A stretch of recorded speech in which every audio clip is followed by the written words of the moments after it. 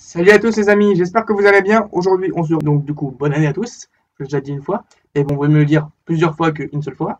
Donc, je vous dis du coup, bonne année, bonne santé et meilleurs vœux. Donc, en espérant que cette nouvelle année soit la meilleure, même si en ce moment la situation actuelle en Europe, on ne sait pas trop, on y va avec le vaccin. À voir, à voir, vu que c'est un nouveau vaccin et ça fait même pas 3 mois qu'il a été fait. Bref, ça c'est un autre débat. On n'est pas là pour parler des débats.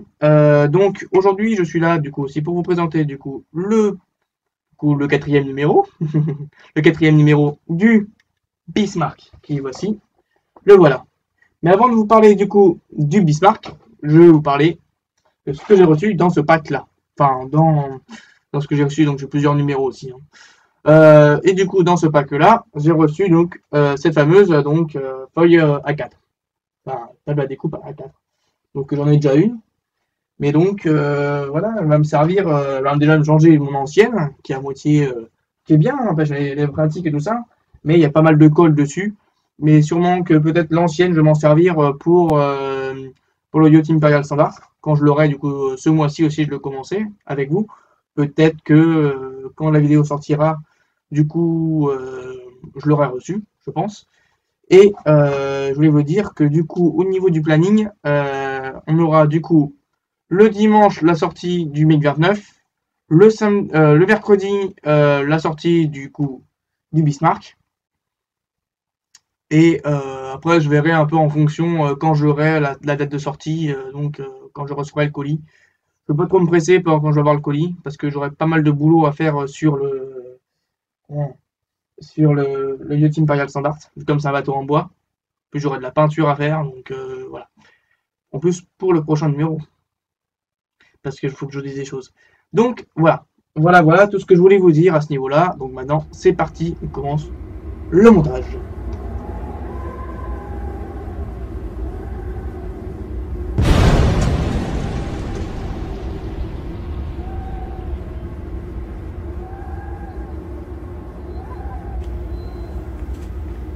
Du coup, c'est parti. On va du coup commencer par la présentation du fascicule. Donc le numéro 4. Donc là, je sais pas ce que j'ai dessus. On verra, c'est pas grave. Peut-être que c'était avec la boîte. Hein. Du coup, les différentes pièces que l'on a dans ce fascicule. Donc je vous expliquerai ça tout à l'heure. Avec le montage de la coque, une partie de la coque, une partie du coup aussi de la catapulte, les deux catapultes. Les tests du coup du moteur à cadence avec donc les différentes batteries, etc. Et puis voilà, ça sera terminé. Ensuite, nous découvrons du coup l'histoire du Bismarck et sa destinée. Donc là, on retrouve du coup l'histoire intéressante du Bismarck. Donc avec ici le Bismarck, nous voyons ici donc au niveau de la poupe. Et qui retrace voilà toute l'histoire l'icône du Bismarck. Comment est-ce que l'icône du Bismarck est devenue l'icône donc du nazisme, on va dire vraiment comme ça. Donc avec fameux Hitler avec ici lorsqu'il est chancelier en 1934. Voilà avec Hindenburg qui est juste à côté de lui ici. Et donc là, ils nous disent vraiment l'idéologie de cette époque-là de l'Allemagne. Avec donc comment est-ce qu'ils ont pu transiger les traités de Versailles, etc., qui a été mis en place lors de la Première Guerre mondiale. Donc voilà. Avec ici d'autres photos de la propagande du NSDAP, donc la propagande nazie, où on voit donc les défilés militaires de SAS ou du SA, donc section d'assaut et SAS, SS chez BSS. Donc on les voit ici défiler. Ici, donc ça c'est en 1930. Ici nous retrouvons donc l'un des fameux croiseurs qui est donc le Scharnhorst, qui est un croiseur allemand en 1936. Donc voilà, on voit que vraiment l'Allemagne se remilitarise, ce qui a conduit du coup à la Seconde Guerre mondiale. Avec donc ici, donc là ce qui est un peu caricatural et même Oula, j'ai perdu une pièce. Du coup, ce qui a brisé aussi donc le mythe que ça avait créé, du coup, l'histoire de l'Allemagne donc de cette époque-là, où donc avec la haine raciale, etc., où on voit donc que la race supérieure, etc., que l'on retrouve là-dedans. Je voulais expliquer autrement, mais il fallait vraiment parler comme ça. C'est vraiment le cas. Donc on voit par exemple Jesse Owens, qui est un Sud-Africain donc américain, qui a gagné 4 fois donc des médailles. Donc on voit des fois aussi certaines scènes. Donc je pense pas que je la mettrai. Et elle est connue en plus cette scène-là, où on voit donc le Führer, maintenant le Führer, chancelier, donc le Führer, qui s'en va du coup de la scène. Donc parce que par rapport à cette haine raciale là, voilà, qui est pas du tout supportable. Donc lors des JO donc en Allemagne. Ensuite nous retrouvons donc une petite flottille, enfin une grosse flottille plutôt de sous-marins. Donc comme on dit, le réarmement par rapport au traité de Versailles, donc qui vraiment enfreint les lois au niveau du traité de Versailles. On peut retrouver ici donc les différents sous-marins.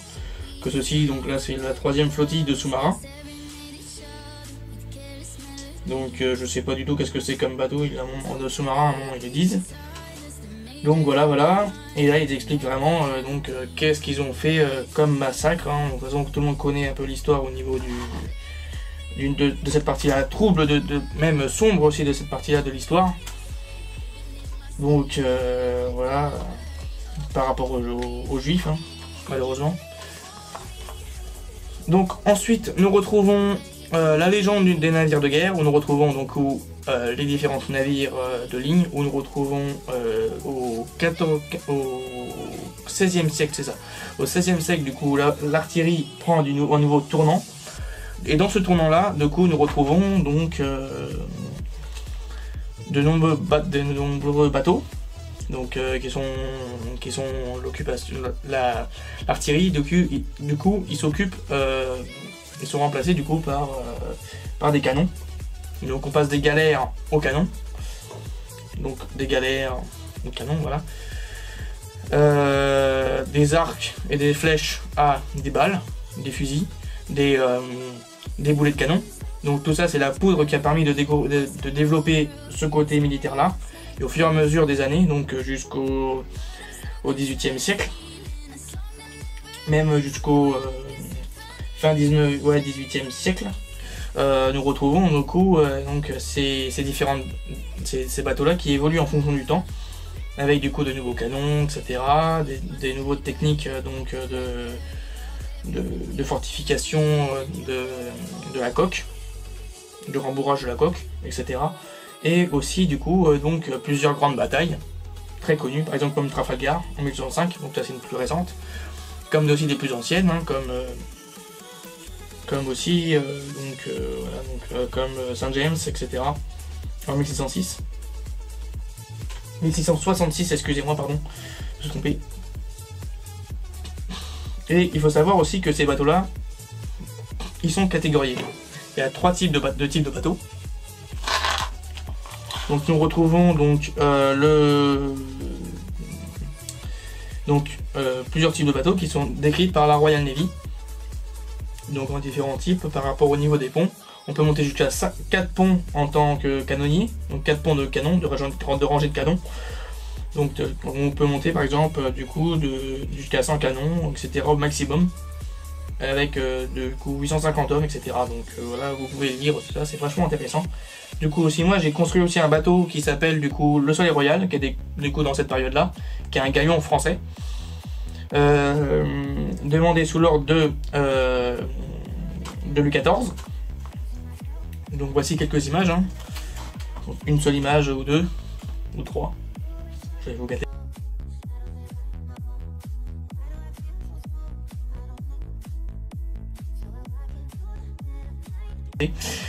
Donc pour l'instant je vous ai pas encore montré, peut-être plus tard je vous montrerai la photo du coup, un travelling on va dire comme ça de l'avancée de ce bateau là, puisque celui-là c'est directement, c'est celui que j'ai repris pendant du coup le premier confinement.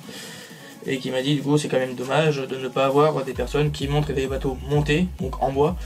Et c'est des techniques assez particulières à monter et nous avons un peu galéré à les faire, mais nous avons réussi quand même à faire un très beau bateau comme vous pouvez le voir exactement.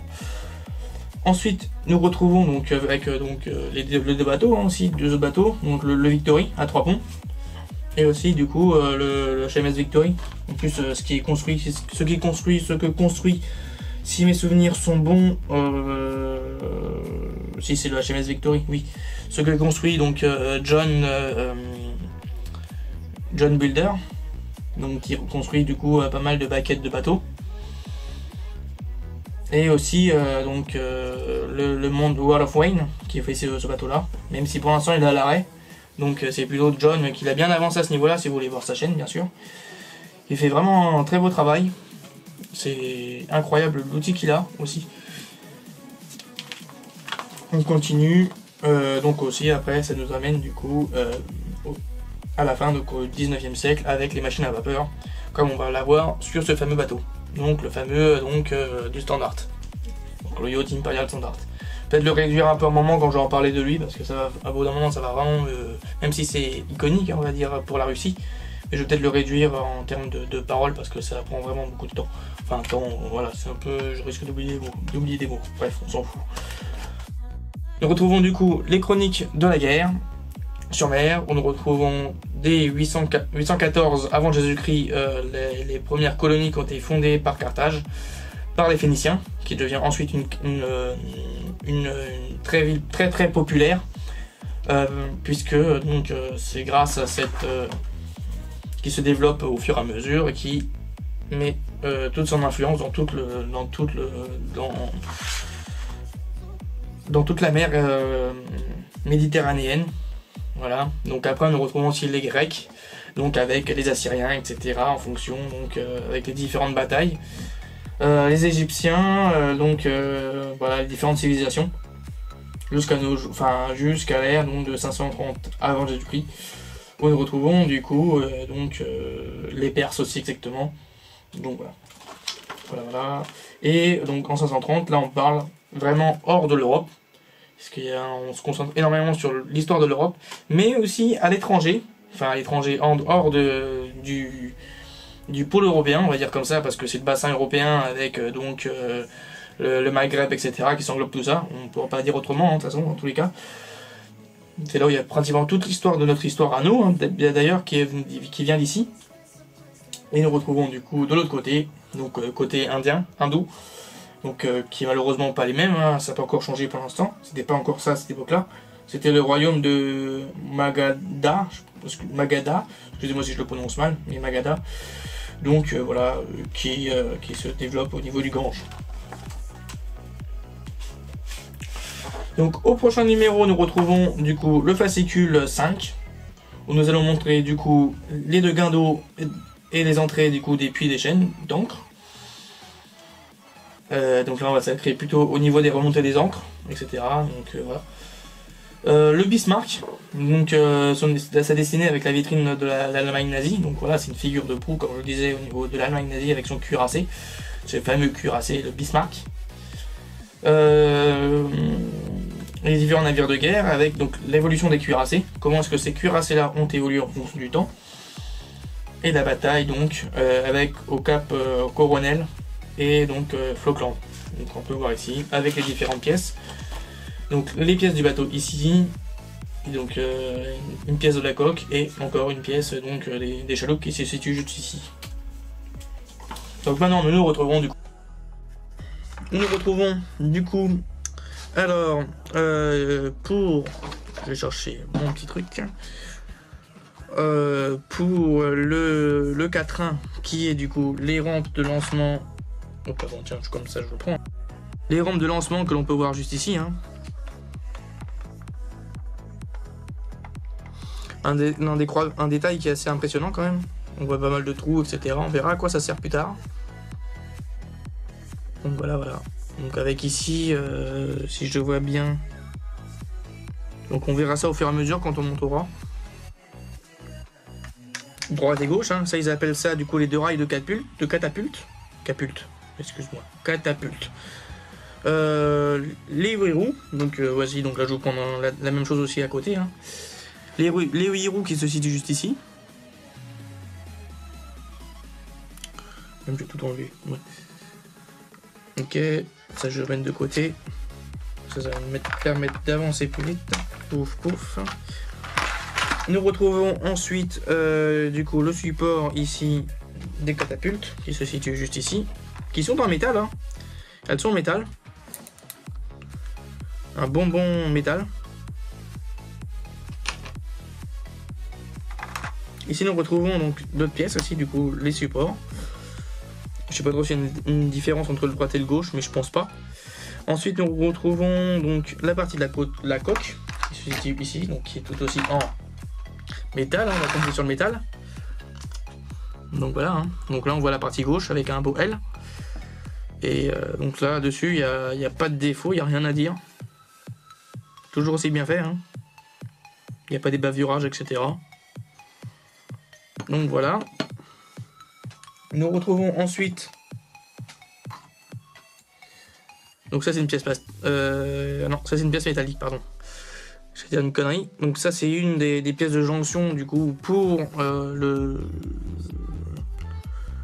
la coque, hein, qui va se retrouver avec dessus. Et ensuite nous retrouvons du coup la platine. Cette platine là. Donc là il faut faire attention parce que c'est de la connectique. Donc voilà, c'est quelque chose d'assez simple hein, en termes de connectique. Hein. C'est juste des fils pour accorder dessus. Pour tester du coup ce que l'on va tester. Le test de l'engin. Et ici du coup, bon, c'est mon premier boîtier. Hein. Le premier boîtier que nous avons juste ici. Donc on peut retirer, hop là. Le premier boîtier qui se situe juste là. Donc voilà, j'ai pas besoin de montrer un boîtier avec le bouton on-off. Et voici, et avec différentes pièces. Donc des vis et des axes. Alors attendez que je l'ai. L'axe des roues qui se situe juste là. Donc, ça, je jette. Et on continue. Du coup, on commence par l'étape 1. On va prendre du coup cette belle pièce. Hein. On la retourne et on va installer. Et on va monter. Du coup, pour vous dans ce sens-là, on va monter sur cette partie-là. Dans ce sens-ci, on va monter du coup la partie de la jonction. Et on y va. Donc le petit tournevis. Je vais chercher le cutter. Le tournail. Et puis voilà, on verra si celui-là il va passer.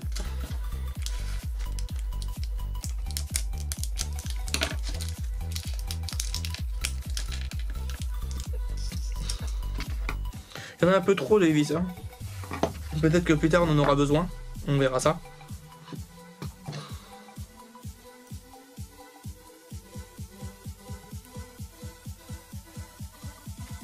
Du coup, on place ici. Off. Et on vient visser là.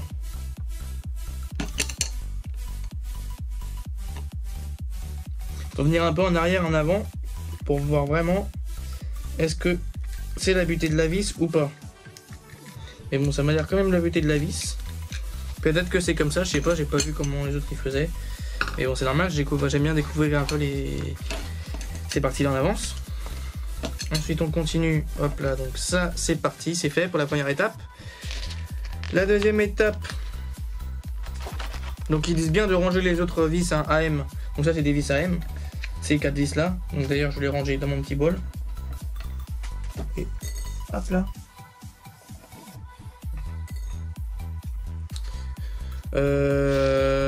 Parce que ces vis là on en aura besoin du coup pour le montage du coup dans le fascicule 11. Donc, pour l'instant ça anguille beaucoup avec ce fascicule 11 hein. Et là on va attaquer du coup au niveau du montage des catapultes.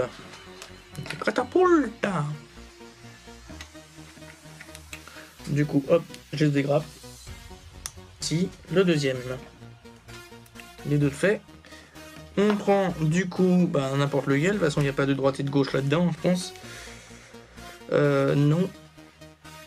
Et on va mettre ça, si je vois ce que je vois. De toute façon, peu importe le sens qu'on met. peu importe le sens où on le met. Donc je vais chercher ma petite colle, qui est celle-ci. Et comme ça va être avec ces parties-là, donc ces deux axes, même, je vais quand même tester à blanc parce que je vois qu'il y a des espèces de trucs qui permettent d'agripper dessus. J'ai envie de voir, hein.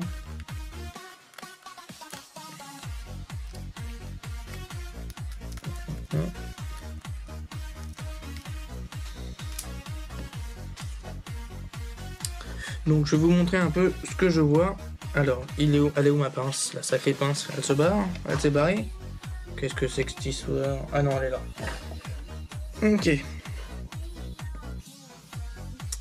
Bon, je sais pas trop si vous arriverez à voir. Bon. Ici, nous avons du coup les engrenages, on va dire, des espèces de trucs qui permettent d'agripper sur la roue, hein. Donc normalement ça devrait se fixer normalement tout seul. Je vais tester et on verra.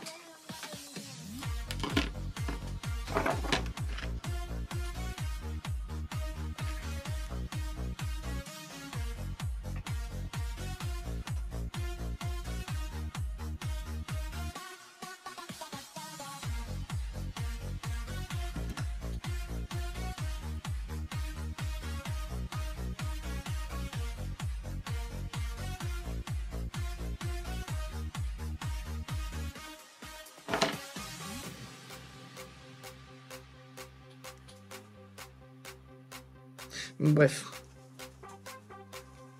Je pense quand même qu'il faut mettre un peu de colle, donc c'est pour ça que j'avais prévu ma petite colle. Donc ça c'est la Loctite, donc la super glue. Et on va la coller, et ça colle vraiment au niveau des doigts, hein.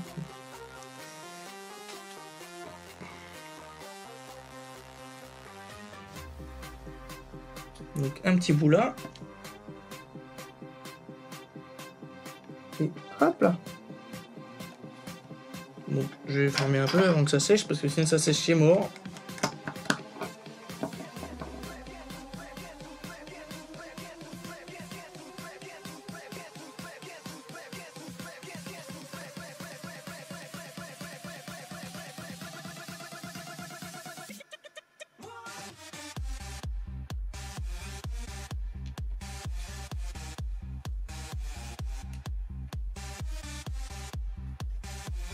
Donc ensuite, dès que c'est collé, parce que ça coule très rapidement,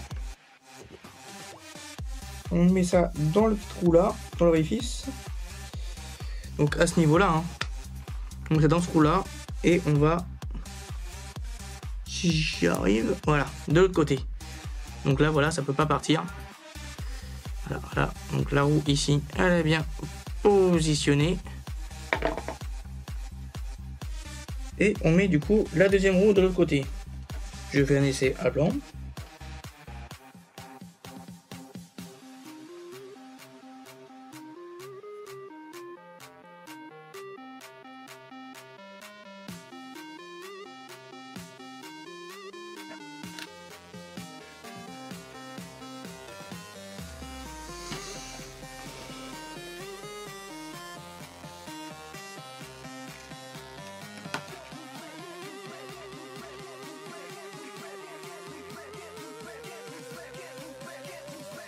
Et on fait du coup la même chose aussi de ce côté-là avec ces trous-ci. On récupère du coup la même chose. Donc voilà, j'ai réussi à la découper, aller bien les enlever, etc. L'extrait. Comment dire, la pluche, hein. On prend du coup la même axe et on fait la même chose. Tac tac.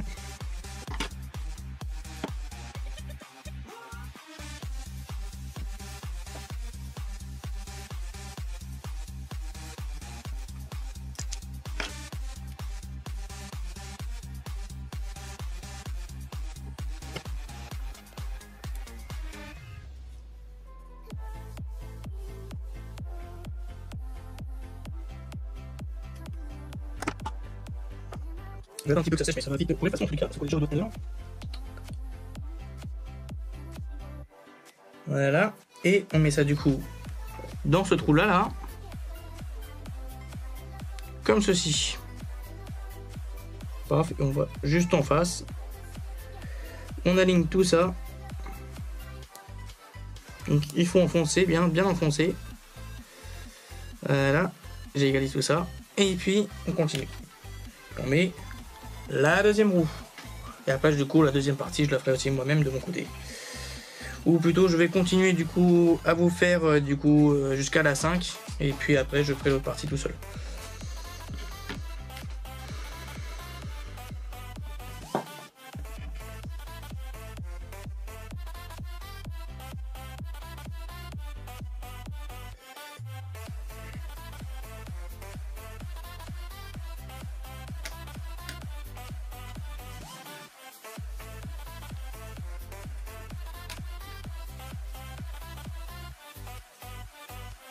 Donc là mes roues elles sont bien parallèles, peut-être les devant, il faut que je vois. Les roues sont bien parallèles. Et maintenant il s'agit de mettre du coup, je pense pas qu'il n'y ait pas de droite et de gauche là-dedans. Non, il n'y a pas de droite et de gauche, c'est ça qui est bien. Donc la partie métallique du coup du support de la catapulte, qui s'appelle du coup le rail. Le support de la catapulte. On va le glisser. Du coup, on retourne la structure comme ceci. Donc là, on voit bien que ça glisse, hein, ça tourne bien. Et on va mettre l'autre partie qui se situe là. Alors, dans quel sens?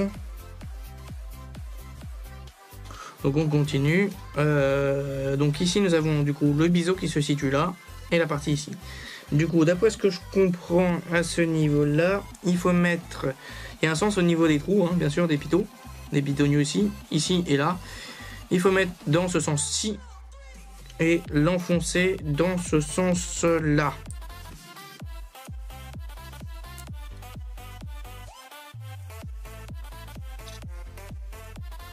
Et après, du coup, on voit ici une butée, là, je sais pas trop si vous arriverez à la voir. Ici, à ce niveau-là, attendez que je vais vous le montrer pour plus correctement. Ici, là, il y a une butée, et il faut que donc cette butée-là, elle va se buter ici. Donc quand on tire, pouf, catapulte. Donc voilà, la catapulte est open. Donc bien sûr, elle est opérationnelle. Ça va permettre de sortir tout ça de l'avion du bateau. Voilà. Franchement, ça fait une belle bête. Hein. Elle est facile à mettre et tout ça. Hein. Toute sa mise en place, hein, je pense que voilà. Donc sûrement on va y visser plus tard. Hein. À mon avis, on va peut-être la tirer jusqu'au bout. Et après, on la vissera comme ça sur le pont. Donc on verra ça au fur et à mesure du temps. Et là, ces trous-là, je sais pas du tout à quoi ça sert. Est-ce que c'est fait esthétiquement comme cela? Nous verrons ça du coup prochainement. Donc on verra ça. Voilà. Je mets ça de côté et moi j'attaque de mon côté tout seul. Allez, c'est parti, je vous retrouve dans 30 secondes. Donc voilà, donc j'ai fini de faire le deuxième, donc le premier et le deuxième. Voici le résultat, hein, franchement, y a rien à dire, c'est un une belle donnée, hein, des parties en métal. Oula. Par contre, il faut pas aller loin, hein, sinon on y a tout qui se barre. Voilà, vaut mieux le garder un peu légèrement sous le rail comme ça, là, coincé comme ceci, ou peut-être un peu avancé comme ça pour vraiment éviter de le paumer. Donc voilà.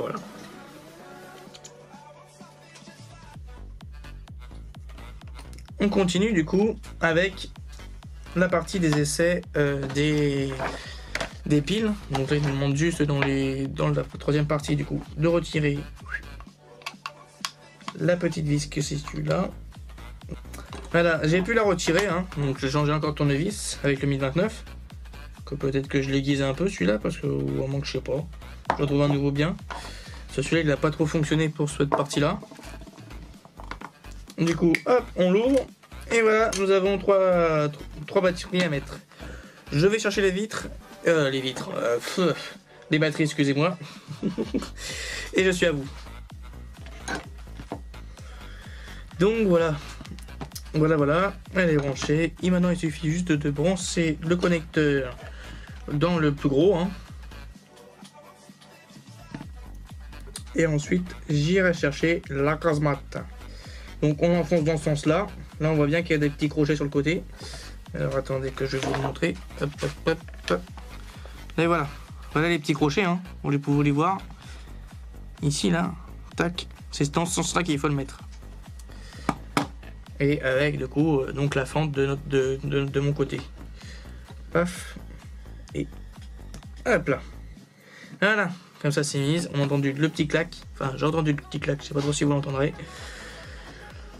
Et puis voilà, je vais chercher la petite casemate qui est juste à côté de chez moi, ici, dans la caserne d'Ali Baba. Dans la caserne d'Ali Baba, la voici, la caserne d'Ali Baba. Ensuite, on récupère, je vais détacher un petit coup. Voilà, on va même le détacher littéralement. Hop là, donc ça, poubelle. Bon, tant pis. Hein. Ok. Et on branche ça aussi du coup de ce côté là. Et là nous voyons, si je crois bien, hop, au niveau des languettes. Là. Donc là nous avons une petite glissière, il faudra juste glisser tout ça là-dedans. Je sais pas si vous arriverez à le voir hein, au niveau des connecteurs. La glissière qui se situe juste ici, juste à l'enfoncer dedans. De cette façon là. Je suis pas open, on, non je suis pas off, ça va. Ok. Ok. Ok, voilà, tout qui est branché. Nickel, les soudures sont très bien faites, rien à dire. Et pof et pof. Et attention, 3, 2, 1. Une partie en gris. Waouh! Oh oh, comme c'est mignon. Oh, regardez-moi ce beau petit bruit. Poum, pouf. Ah, en plus, il y a... Ah ouais, il y a le petit retour déjà là, hein. Putain, la vache.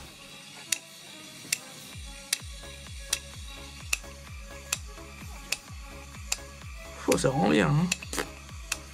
Ah, je suis content, là. Donc, allez, j'arrête de faire joujou, hein. Poum, poum. Dans les fesses. Allez, voilà. Je vous mets du coup la petite casemate qui se situe là. Je vais chercher du coup la grosse kiki. Hein. Et on met du coup, pour vous montrer un peu de ce que ça va donner, de ce côté là. Ça nous donne déjà cette belle pièce. Hein. Rien à dire, il faudra juste glisser dans tout simplement. Hein, comme une petite guillotine. Donc là on voit les petites glissières qui se situent juste là. On va juste à glisser de cette manière là. Et venir caler avec les différentes vis qui se situent là. Et je pense que tout cela va venir avec le numéro 11. Hein. Avec le numéro 11. Donc à mon avis, cette partie-là, on la fixera peut-être au niveau 11. Ah, j'ai pas encore vu la suite. Voilà, voilà, donc je vais rester là où ça donne, ce que ça donne. Ensuite, nous avons du coup les différentes catapultes. Donc une catapulte ici, donc je vais dégager un peu le terrain. Hein. Tac, voilà. La catapulte alors qui se barre. Donc je vous conseille un peu de l'avancer un tout petit peu comme ça pour qu'elle puisse se bloquer, pour éviter qu'elle se barre. Qu'elle se barre et puis voilà. Ah bon bah. Oh là là là là. Là là là là. Non, je me suis gouré de côté Coco, de l'autre côté. Voilà. Ok, bon, on va avancer un tout petit peu, hein. Plus. Puis voilà, donc si par exemple nous étalons un peu cette partie là, tac, comme ça vraiment en pleine lancée, fait un beau calibre hein, franchement, une bonne distance hein. Et ben il nous suffit juste de prendre le petit coucou qu'on a collé du coup dans le numéro 3 et on voit ce que ça donne si on le pose directement dessus. Donc cet hydravion il va se poser ici. Alors j'essaie d'aller mollo avant que ça tombe. Voilà ce que ça donne. Hein, belle bête, non? Ben allez, je vais pas trop faire joujou parce que c'est compliqué. Voilà. Donc ok, nickel. Avec la deuxième aussi qui se situe juste ici, hein, bien sûr. Donc, on y va du coup pour la petite conclusion. Bon bah, nous revoilà du coup pour la petite conclusion, où nous retrouvons ce que nous avons monté. Nous avons monté en première partie un bout de la coque, hein. Donc voici le bout de la coque. Paf. Très belle pièce. Voilà. On retourne du coup ensuite un bout. Oh là, attention. Un bout de la catapulte. Donc voilà une petite partie. Hein.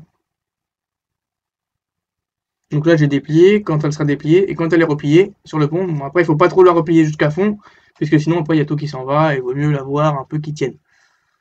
Voilà, voilà. Voilà ce que ça donne. Et déplié du coup vous l'avez vu. Ce qui nous donne aussi du coup, je vais essayer de le montrer mais ça va être un peu tendax. Ça risque d'être un peu tendax.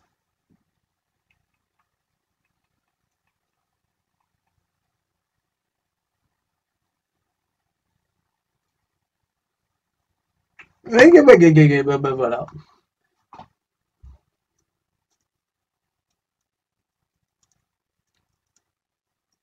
Voilà. Vous arriverez à le voir, mais voilà le bestiau. Sur son... Alors attendez que j'arrive à le positionner. Voilà. On respire plus et on meurt. Voilà. Voilà. C'est le bête, hein. Voilà. Et en dernière partie, du coup, ben voilà. L'essai du moteur. Donc je vous remonte, hein. Une dernière fois.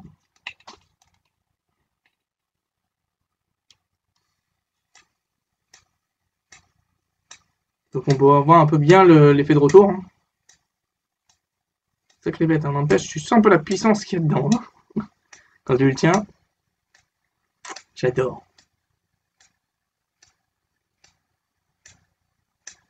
Voilà, bref. On fait une sondage du jour. Hein. Donc voilà. Donc avant de finir du coup par la conclusion, enfin avant de finir du coup par le blabla final, comme toujours, je voulais vous dire du coup par la petite vidéo que je vous ai présentée, donc les petits sons sonores que je vous disais du coup dans la conclusion, dans les débuts, c'est exactement du coup un canon de 380 mm. Donc qu'est-ce que c'est exactement? Donc c'était juste simplement donc un canon terrestre. Donc je vais vous montrer du coup la vidéo qui va suivre à la fin. Où on peut voir du coup la puissance que ça a du coup cette machine là, cet engin là, le recul que ça, c'est juste impressionnant. Je suis étonné. Et puis voilà. Voilà. Prochainement, du coup, je sais pas trop si ça sera arrivé entre temps ou pas, je verrai. Peut-être qu'il sera arrivé mardi ou lundi. Peut-être pas lundi, mardi. Où il y aura, ou plus tard, il y aura donc le hors-série qui sera sorti. Donc j'espère que cette hors-série là vous aura plu. On aura vu du coup le Arado 196, excusez-moi j'ai un peu du mal à le prononcer. Arado 196, du coup qui est l'hydravion.